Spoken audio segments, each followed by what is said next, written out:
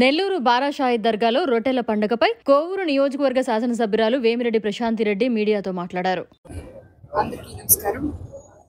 ఈ ముస్లిం సోదర సోదరీమణులకు అందరికీ దేశవ్యాప్తంగా ఎంతో పవిత్రమైన ఈ రొట్టెల పండుగ జరుపుకోవడానికి ఇక్కడికి విచ్చేసిన వాళ్ళకందరికీ కూడా శుభాకాంక్షలు తెలుపుకుంటున్నాను. ఈరోజు ఇక్కడ నారాయణ మంత్రి వర్యులు నారాయణ గారు, రామనారాయణ రెడ్డి అన్న, అదేవిధంగా శ్రీధర్ వీళ్ళందరూ కలిసి నేను గత 20 సంవత్సరాలుగా ప్రతి సంవత్సరము దర్గాకు వస్తాను, రొట్టెలు పట్టుకుంటుంటాను, మళ్ళీ రొట్టెలు వదిలిపెడుతుంటాను. ఈ సంవత్సరం వీళ్ళందరితో కలిసి కోవూరు నియోజకవర్గ ఎమ్మెల్యేగా వేమిరెడ్డి ప్రభాకర్ రెడ్డి గారితో అందరితో కలిసి ఈరోజు రావడం జరిగింది. ఇక్కడ ఏర్పాట్లు చాలా బాగున్నాయి.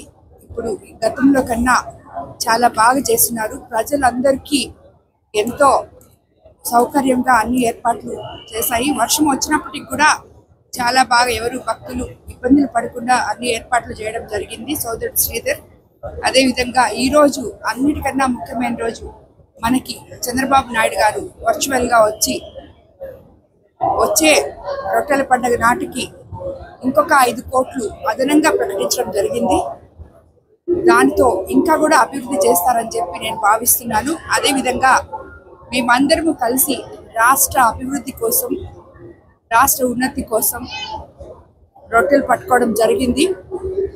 దీంతో బాబు గారు ప్రకటించిన సూపర్ 6 పథకం కూడా సక్సెస్ అవుతుందని చెప్పి ఆ రొట్టె కూడా పట్టుకోవడం జరిగింది.